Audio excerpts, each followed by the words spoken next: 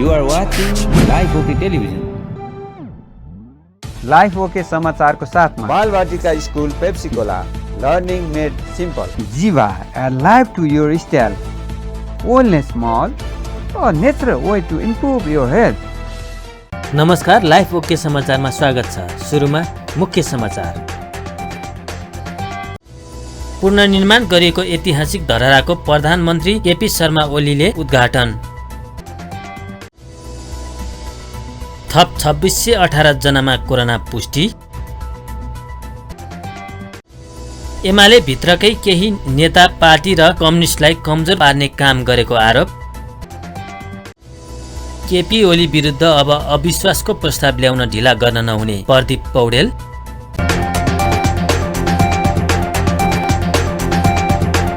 अब समाचार विस्तारमा। विनाशकारी भूकम्पले भत्किएपछि 6 वर्ष लगाएर पुनर्निर्माण गरिएको ऐतिहासिक धरहराको प्रधानमन्त्री केपी शर्मा ओलीले उद्घाटन गर्नुभएको छ। शनिबार धरहराको 20औं तलामा रहेको बाल्कोनी पुगेर प्रधानमन्त्री ओलीले पुष्पवृष्टि गर्दै पुनर्निर्मित धरहराको उद्घाटन गर्नुभएको हो। 2072 वैशाख 12 गतेको महाभूकम्पले भत्काएको पुरानो धरहरा नजिकै बनेको नयाँ धरहराको उचाइ जमिनबाट 83.85 मिटर रहेको राष्ट्रिय पुनर्निर्माण प्राधिकरणले जनाएको छ। धरहरा आसपासको पार्क तथा अन्य क्षेत्र समेटिएको बृहत टुँडी खेलको निर्माण कार्य बाँकी रहेको पनि धरहराको उद्घाटन गरिएको हो। उद्घाटन कार्यक्रमलाई सम्बोधन गर्दै प्रधानमन्त्री ओलीले धरहरा अन्तिम पल्ट ढलेको र अब उपरान्त नढल्ने बताउनुभयो। कोभिडको महामारीमा पनि सरकार चुप लागेर नबसेको, विकासका काम अगाडि बढाइरहेको प्रधानमन्त्रीको भनाइ थियो। पुनर्निर्माणका काममा कोभिडले केही असर गरे पनि आवश्यक सतर्कता अपनाउँदै सरकारले विकास निर्माणका कामलाई निरन्तरता दिएको र निरन्तर प्रयासले नै धरहराको पुनर्निर्माण सम्पन्न भएको तर्क गर्नुभयो।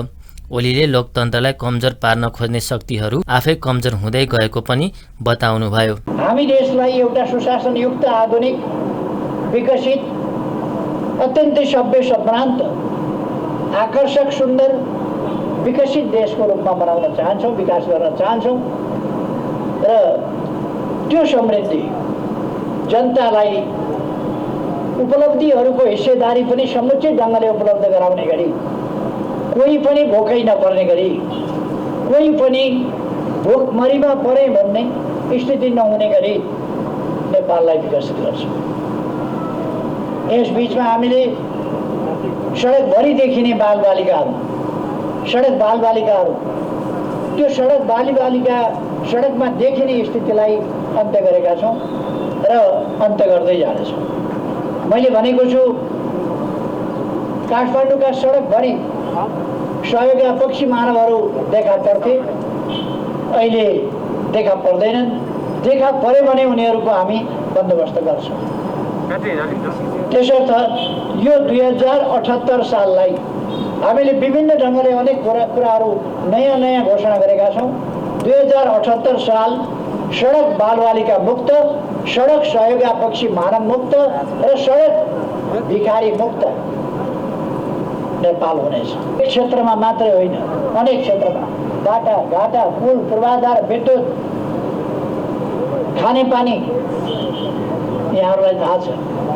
अहिले काठमाडौँमा 17 करोड लिटर मेलम्चीको पानी सप्लाई हुने गरेको छ र हामीले यस बिचमा छिटोभन्दा छिटो काठमाडौँमा मेलम्चीको पानी ल्याइपुर्याउन, धारा धारामा बाँड्नका लागि धेरै मेहनत गर्नुपर्छ र त्यसको फलस्वरूप काठमाडौँमा पानी वितरण भएको छ। मान्छेहरूले भयावह चित्रण गर्ने गर्थे। मेलम्चीको पानी आउने बित्तिकै भयावह स्थिति हुनेछ, ठुला दुर्घटना हुनेछन्, पाइपहरू फटाफट फुट्नेछन्, अनेकतिरबाट भयावह स्थिति सिर्जना हुनेछ आदि इत्यादि आतंक मान्छेहरूलाई यस्तो पारिदिएको थियो कि दर्शक मेलम्चीको पानी नआयो त्यही क्या हो, मेलम्चीको पानी आयो भने त विनाश गर्छ कि क्या हो, कुनै विनाश गर्दैन। त्यो सबै हेरेर, आकलन गरेर, त्यसको परीक्षण गरेर, प्रयोग गरेर अनि मात्रै वितरण गरिएको छ। अब थप आयोजनाहरू हामी यहाँनिर लार्गेबाट 17 करोड लिटरका 2टा थप आयोजनाहरू छिटै प्रारम्भ गर्दैछौँ। तराईका सिँचाइका कामहरू, भेरी बबई डाइभर्सनका काम सुनकोशी मरिन डाइभर्सनका काम, यी कामहरू अगाडि बढिरहेका छन्। अर्थात् यस्ता थुप्रै विकास निर्माणका काम भएका छन् जसमा मैले धेरै केही भन्नुपर्छ जस्तो लाग्छ। वैशाख 11 गते सफलता प्राप्त गरेको थियो र यसलाई हामी लोकतन्त्र दिवसको रूपमा पनि भन्ने गरेका छौँ, मनाउने गरेका छौँ। यस लोकतन्त्र दिवसको सन्दर्भमा पनि म सम्पूर्ण नेपाली दाजुभाइ दिदीबहिनीहरूमा हार्दिक बधाई भन्न चाहन्छु, धेरै धेरै शुभकामना भन्न चाहन्छु। लोकतन्त्र सुदृढ हुँदै गएको छ। लोकतन्त्रलाई कमजोर पार्न खोज्ने दक्षिणपन्थी प्रतिक्रियावादी शक्तिहरू कमजोर हुँदै गएका छन् र विभिन्न प्रकारले देश, जनता, विकास, समृद्धि, जनताको सुखसँग मतलब नभएका स्वार्थमा तल्लीन तत्त्वहरू छटपटाइ पनि रहेका छन्। यसमा चिन्ता गरिरहनु पर्दैन। म सम्पूर्ण दाजुभाइ दिदीबहिनीहरूलाई भन्न चाहन्छु, हामीले हाम्रो देश विकास गर्ने हो, समृद्ध बनाउने हो र नेपाली जनतालाई सुखी बनाउने हो। यसका निम्ति आफ्ना ठाउँबाट हामी इमान्दारिताका साथ जुटौँ। धरहरा निर्माण हुँदो रहेछ भयो, रानी पोखरी निर्माण हुँदो रहेछ भयो, मेलम्चीको पानी ल्याउन सकिने रहेछ आयो। यी सबै कामहरू हामी गर्न सक्दा रहेछौँ। अब अगाडिका कामहरू, समृद्धिका निम्तिका हाम्रा प्रयासहरू पनि सफल हुन सक्छन्। सफल पार्दै हामी अगाडि बढ्न सक्छौँ। त्यस्तै राष्ट्रिय पुनर्निर्माण प्राधिकरणका प्रमुख कार्यकारी अधिकृत सुशील ग्यावालीले धरहरा क्षेत्रको पार्कलाई विश्वको नमुनाको रूपमा निर्माण हुने बताउनुभयो। त्यस्तै उहाँले तीनै तहको सरकार मिलेर पुनर्निर्माणका कार्यलाई अन्तिम रूप दिने बताउनुभयो। संसारका कुनै पनि चाहिँ एउटा ठुला चाहिँ सहरहरू, राजधानी सहरहरूले एउटा ठुलो सेन्ट्रल सिटी पार्क चाहिँ प्रत्येक सहरमा रहेको हुन्छ। हामी त्यो सेन्ट्रल सिटी पार्क चाहिँ निर्माण गर्ने गरिकन एउटा चाहिँ अन्डरग्राउन्ड पार्किङ सहितको व्यवस्था सहितको त्यो पार्कलाई एउटा खुला चाहिँ क्षेत्रको रूपमा चाहिँ सबै चाहिँ जनताहरू ग्यादरिङ हुने एउटा स्पेसको रूपमा एउटा चाहिँ तपाईँको त्यसलाई चाहिँ हामीले चाहिँ निर्माण गर्ने गरेर त्यो एनाउन्स पनि भएको छ र निश्चय पनि आगामी आर्थिक वर्षदेखि यो काम क्रमशः सबै निकायहरूको, तीनै तहको सरकारहरू, सङ्घीय सरकार, प्रदेश सरकार, स्थानीय सरकार सबै मिलिकन यो काम हामी अगाडि बढाउनेछौँ। 1990 साल माघ 2 गतेको भूकम्प अघि धरहरा 11 तलाको थियो। सो भुइँचालोले 2 तला भत्काएपछि 9 तलामा सीमित भएको थियो। 2072 सालको भूकम्पले 9 तले धरहरा भत्किएको थियो। राष्ट्रिय पुनर्निर्माण प्राधिकरणले पहिलो धरहरा रहेकै स्थान नजिकमा 22 तले धरहरा पुनर्निर्माण गरेको छ।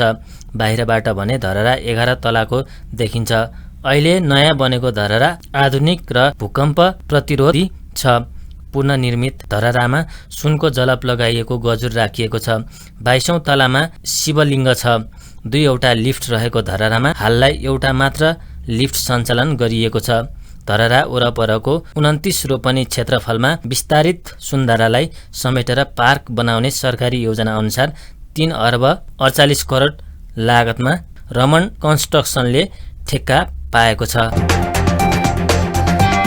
नेपालमा शनिबार थप 2618 जनामा कोरोना पुष्टि भएको छ। देशभर गरिएको 7525 पीसीआर परीक्षणका क्रममा 2486 र 1143 वटा एन्टिजेन परीक्षणका क्रममा 132 जनामा कोरोना पुष्टि भएको स्वास्थ्य मन्त्रालयले जनाएको छ। यो सँगै नेपालमा कोरोना संक्रमितको संख्या 2,97,087 पुगेको छ। त्यस्तै कोरोनाका कारण थप 14 जनाको मृत्यु भएको छ भने हालसम्म नेपालमा 3136 जनाको कोरोनाका कारण मृत्यु भएको छ। त्यस्तै थप 368 संक्रमित निको भएका छन् भने नेपालमा हालसम्म 2,77,123 जना संक्रमण मुक्त भएका छन्। हाल नेपालमा 16,828 संक्रमित आइसोलेसनमा छन् भने 71 जना क्वारेन्टाइनमा छन्।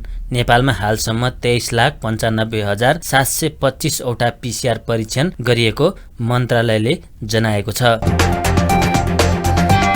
प्रदेश नम्बर 1 का मुख्यमन्त्री स्वरधन राईले एमाले भित्रकै केही नेताले पार्टी र कम्युनिस्टलाई कमजोर पार्ने काम गरेको आरोप लगाउनु भएको छ। भोजपुर काठमाडौँ सम्पर्क मञ्चले शनिबार काठमाडौँमा आयोजना गरेको कार्यक्रममा मुख्यमन्त्री राईले एमालेलाई कमजोर पार्न र नेपालको कम्युनिस्ट आन्दोलनलाई ध्वस्त पार्न पार्टीकै केही नेताहरू लागेको आरोप लगाउनु भएको हो। उहाँले बहुमतको केन्द्रीय सरकार र प्रदेशका सरकारलाई समेत पार्टीभित्रकै नेताहरूले गिराउने प्रयास गरेको तर्क गर्नुभयो। राईले पार्टीको विधि विधान विपरीत कसै पनि काम गर्न नसकेको भन्दै पार्टी विपरीत कार्य गरेकाले स्पष्टीकरण सोध्न बाध्य भएको बताउनुभयो। सर्वोच्चको आदेशपछि माओवादी र एमाले पूर्ववत अवस्थामा फर्किएकाले एमालेलाई मजबुत बनाउँदै अघि बढ्नुको विकल्प नभएको उहाँको भनाइ छ।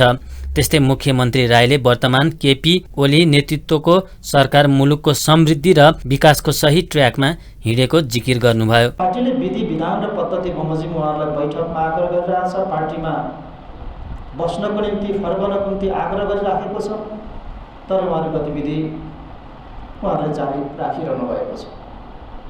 पार्टीको विधान बमोजिम स्पष्टीकरण सोध्ने काम, आवश्यक कारबाहीको प्रक्रियाहरू आरम्भ गर्ने काम पार्टीले गरिरहेको छ विधिपूर्व। किनभने 9 राष्ट्रिय महाधिवेशनको निर्वाचित अध्यक्ष केपी ओली हो, उहाँको नेतृत्वमा केन्द्रीय कमिटी छ, त्यो पूर्ण बहुमतको सङ्ख्यामा छ। बहुमतको सङ्ख्याको चाहिँ केन्द्रीय कमिटीको बैठकले विधानहरू संशोधन गरेको छ, कमिटीलाई 10औं महाधिवेशन आयोजक कमिटीमा रूपान्तरण गरेको छ, केही केन्द्रीय सदस्यहरूको मनोनयन गरेको छ र हिजो मात्रै केन्द्रीय कमिटीको 10औं राष्ट्रिय महाधिवेशन आयोजक कमिटीको बैठक सम्पन्न भएको छ र बैठकले केही महत्त्वपूर्ण निर्णयहरू लिएको छ। महाधिवेशनको तिथिमिति पहिलो बैठकले तय गरिसकेको छ। प्रदेश, जिल्ला, पालिका र सबै तहका कमिटीहरूको अधिवेशन गर्ने तिथिमितिहरू यस बैठकले तय गरेको छ। सदस्यता नवीकरण गर्ने कुरा, सङ्गठन कमिटीहरूलाई पूर्णता दिने कुरादेखि लिएर जुन प्रकारको अराजक, जुन प्रकारको अनुशासनहीन, जुन प्रकारको पार्टी विरोधी क्रियाकलाप र गतिविधिहरू भइराखेको छ, त्यसका बारेमा पार्टीले पहिलो बैठकबाटै अध्यक्षलाई त्यो अधिकार प्रत्यार्जन गरेर केही नेताहरूलाई स्पष्टीकरण सोध्ने काम गरेको थियो। प्राप्त स्पष्टीकरणहरूलाई अझ थप दोस्रो पटक समेत सोधिएको स्पष्टीकरणहरू, खास गरी 27 जनालाई, 20 जना प्रतिनिधि सभाका मान्य सदस्यहरूलाई, 7 जना समानुपातिक तर्फका मान्य सदस्यहरूलाई पार्टीले स्पष्टीकरण सोध्यो। प्राप्त स्पष्टीकरणलाई अध्ययन गरेर स्थायी कमिटीले आवश्यक कारबाहीको निर्णय गर्ने अधिकार दिने गरिकन हिजोको बैठकले स्थायी कमिटीलाई त्यो जिम्मेवारी दिएको छ। कर्णाली प्रदेशमा, नेपालको इतिहासमा, नेपालको संसदीय इतिहासमा त्यस्तो घटना अहिलेसम्म भएको छैन।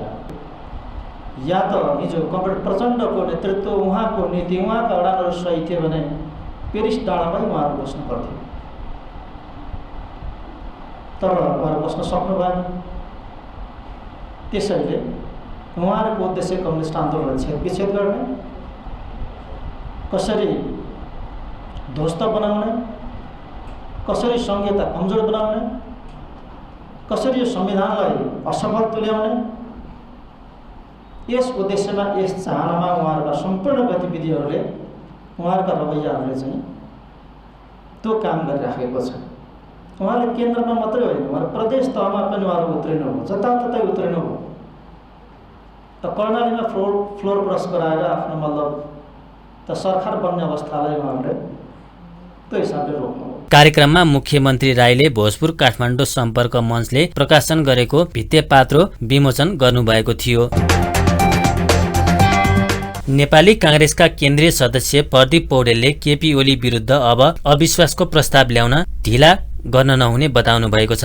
रिपोर्टर्स क्लब नेपाल लुम्बिनी प्रदेश कार्यालयले बुटोलमा आयोजना गरेको साक्षात्कार कार्यक्रममा बोल्दै पौडेलले ओली श्री 3 जङ्गबहादुर भन्दा पनि बलियो बन्न खोजेको आरोप लगाउँदै अब ओली विरुद्ध अविश्वासको प्रस्ताव ल्याउन ढिला गर्न नहुने बताउनु भएको हो। नेता पौडेलले ओली पूर्ण रूपमा असफल भएको बताउँदै प्रधानमन्त्री ओलीले देश निर्माण, नेपाली जनताको समस्याहरू समाधान गर्नुको साटो आफू र आफ्ना आसेपासेहरूलाई मात्र खुसी पारेको तर्क गर्नुभयो। पौडेलले ओलीमा अहंकार, दम्भ बढेको भन्दै ओलीको विकल्प नखोजे मुलुकमा अस्थिरता बढ्ने, मुलुकको संरचनाहरू सबै कब्जा हुने समेत जानकारी दिनुभयो। परिणाम ओली ढल्दैन, ओलीका विरुद्ध पेश गरिएको अविश्वासको प्रस्ताव पास हुँदैन।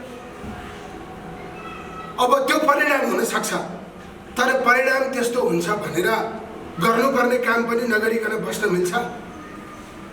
माओवादीले समर्थन फिर्ता नलिएर केपी ओली प्रधानमन्त्रीबाट हट्नु भएको छ त? अनि ओलीले गरेको निर्वाचन निष्पक्ष हुन सक्छ त? काङ्ग्रेस ओलीले कहिले निर्वाचन गर्दैलान् र त्यो चुनाव जितेर सत्तामा जाउँला भनेर पर्खेर बसेको हो त? त्यो पनि होइन। अविश्वासको प्रस्ताव दर्ता गर्यो भने त्यो पास हुँदैन। परिणामसँग डराएर चाहिँ केपी ओलीजी झन् बलियो हुँदै जानुभयो। अब जसपा हिजोसम्म महन्त ठाकुरजीले ओलीलाई नेपालको सबैभन्दा मधेसप्रति अनुदारवादी नेता भन्ने गर्नुहुन्थ्यो। ओलीसँग उठबस पनि हुँदैन भन्ने गर्नुहुन्थ्यो। राजेन्द्र महतोजी त्यसैका भन्ने गर्नुहुन्थ्यो। मधेसको मुद्दाका निम्ति लडेका हुन् भन्नेहरू मधेसको मुद्दालाई सबभन्दा बढी दमन गर्ने, 2/3 आफूसँग हुँदा संविधान संशोधनको ससम्म उच्चारण नगर्ने व्यक्तिसँग साठगाँठ गर्न पुग्नु भएको छ। यो सबै कुराले केपी ओली अझै बढी बलियो हुनुभएको छ, अहङ्कारी बन्नुभएको छ र उहाँमा यति धेरै दम्भ बढेको छ कि मानिलिउँ उहाँ जङ्गबहादुर भन्दा पनि बढी शक्तिशाली प्रधानमन्त्री हो। उहाँसँग लड्न कोही पनि सक्दैन। उहाँले एकदमै सबै झुठा पुलिन्दाहरूबाट बनाएको रचेको घटनामा उहाँ सबैमा सफल हुँदै जानुभएको छ। केपी ओलीको विकल्प खोज्न जरुरी छ। उहाँले नेपाल चलाएको हामीले 3.25 वर्ष हेऱ्यौँ। उहाँको व्यवहार हेऱ्यौँ, उहाँको कार्यशैली हेऱ्यौँ, उहाँका विषयहरूप्रतिको बुझाइ हेऱ्यौँ, उहाँका सबै कुरा हामीले हेऱ्यौँ। हेर्दा उहाँ एउटा भयङ्कर अहङ्कारी व्यक्ति हो, जसले समन्वय गरेर अगाडि बढ्न चाहदैन, जसले फरक मतको अस्तित्व स्वीकार गर्दैन, जसले संविधानका मूलभूत मान्यतालाई आत्मसात गर्दैन, जसले लोकतन्त्रलाई डेमोक्रेटिक प्रोसेसलाई स्वीकार गर्दैन, त्यो मान्छे नेपालको प्रधानमन्त्री भएर सबैलाई समेटेर मिलिजुली अगाडि बढ्न सक्दैन। उहाँमा एउटा मात्रै उद्देश्य छ, त्यो भनेको आफू, आफ्ना वरिपरिका नजिकका मान्छे र आफूले नेतृत्व गरेको पार्टीलाई मात्र स्थापित गर्ने, जुनसुकै मूल्यमा पनि स्थापित गर्ने। यदि उहाँले नेतृत्व गरिरहन पाउनुभयो भने त्यो बेलामा नेपालको राजनीति अझ विखण्डनको बाटोतिर जान्छ। राज्यका संरचनाहरू पुरै कब्जा हुन्छ।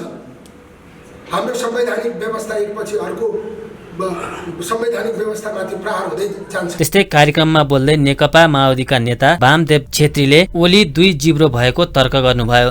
छेत्रीले लुम्बिनी प्रदेशमा भएको घटनामा पैसाको चलखेल भएको दाबी गर्नुभयो। नेपाल सुपर लिगको फ्रेन्चाइजिज टिम एफसी चितवनले प्रतियोगितामा लिनिङको जर्सी लगाउने भएको छ। चितवनले शनिबार किड्स पार्टनरको रूपमा लिनिङ ब्रान्डसँग सम्झौता गरेको छ। आयामी ग्रुपको स्वामित्वमा रहेको चितवनका अध्यक्ष सचिन ढकाल र लिनिङ प्रबन्धक कृतराज महर्जनले सम्झौता पत्रमा हस्ताक्षर गर्नुभयो। सम्झौतासँगै चितवनले प्रतियोगितामा लिनिङ कम्पनीले बनाएको जर्सी प्रयोग गर्नेछ। यस्तै चितवनले पत्रकार सम्मेलन मार्फत होम एन्ड अवे खेलका लागि जर्सी समेत सार्वजनिक गरेको छ। राष्ट्रिय खेलाडी भरत खवास मार्की खेलाडी रहेको चितवनको मुख्य प्रशिक्षकमा मेघराज केसी र सहायक प्रशिक्षकमा शैलेश कर्मचारी रहेका छन्। सचिन ढकालज्यू प्रबन्धक निर्देशकज्यू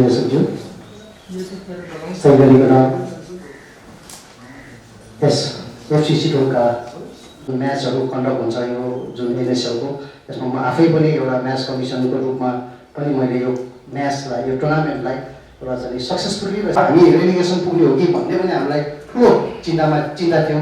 तर हामीलाई पछि लिनिङ ब्रान्ड आइसकेपछि लिनिङ ब्रान्डले सबै खेलाडीहरूलाई एफसी चितवनलाई हामीले चाहिँ हामीलाई स्पोन्सर गरिरहेको छ भन्दाखेरि एउटा चाहिँ एज अ एउटा टिमको एउटा चाहिँ म्यानेजमेन्टको हिसाबले पनि हामीले पनि ती स्पोन्सरहरूलाई हामीले माइलेजहरू दिन सक्यो भने अनि त्यसपछि त्यसको लिगको आफ्नो पहिलो खेलमा चितवनले ललितपुर सिटीको सामना गर्नेछ।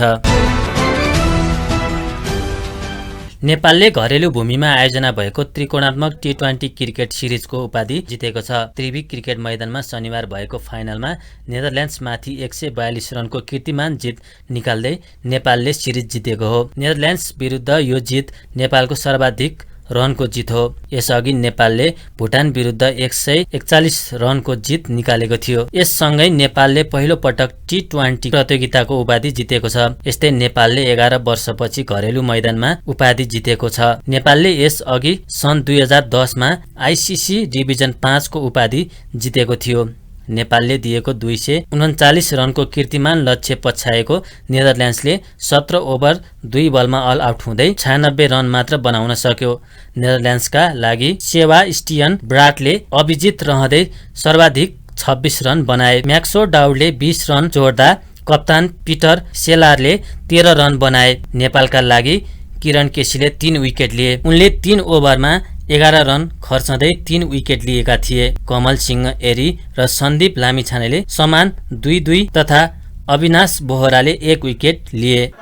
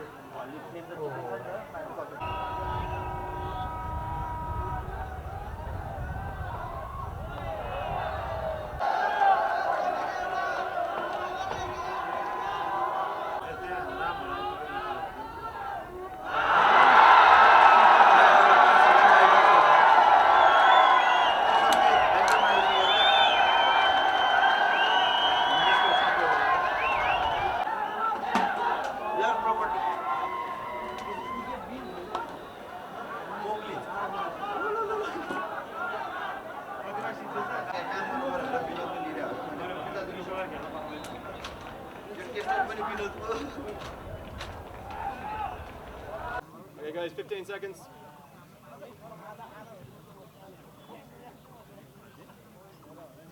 Say that again please, Manoj. See as well.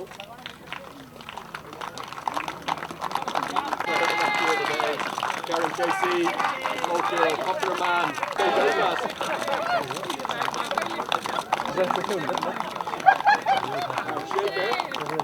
Not just presenting the flowers, we're flying the winning ball. That's going to be handed over to. यसअघि टस हारेर पहिलो ब्याटिङ गरेको नेपालले 20 ओभरमा 3 विकेट गुमाएर 238 रन बनाएको थियो। T20 अन्तर्राष्ट्रियमा नेपालले विपक्षी टिमलाई दिएको यो कीर्तिमान लक्ष्य हो। नेदरल्यान्ड्सका लागि फिलिपो बोइसेविनले 2 विकेट लिए। नेपाल क्रिकेट संघ क्यानले आयोजना गरेको सिरिजमा नेपाल समूहको शीर्ष स्थानमा रहँदै फाइनल पुगेको थियो भने नेदरल्यान्ड्सले दोस्रो स्थानमा रहेर फाइनलमा स्थान पक्का गरेको थियो। त्यस्तै मलेसिया भने जित लिग 4 चरणबाटै बाहिरिएको थियो। अन्त्यमा प्रमुख समाचार फेरि एकपटक। पुनर्निर्माण गरिएको ऐतिहासिक धरहराको प्रधानमन्त्री केपी शर्मा ओलीले उद्घाटन। थप 2618 जनामा कोरोना पुष्टि। एमाले भित्रकै केही नेता पार्टी र कम्युनिस्टलाई कमजोर पार्ने काम गरेको आरोप। केपी ओली विरुद्ध अब अविश्वासको प्रस्ताव ल्याउन ढिला गर्न नहुने प्रदीप पौडेल। हस्त अहिलेका लागि लाइफ ओके समाचार यति नै। हेर्दै गर्नुहोला लाइफ ओके टेलिभिजन। नमस्कार।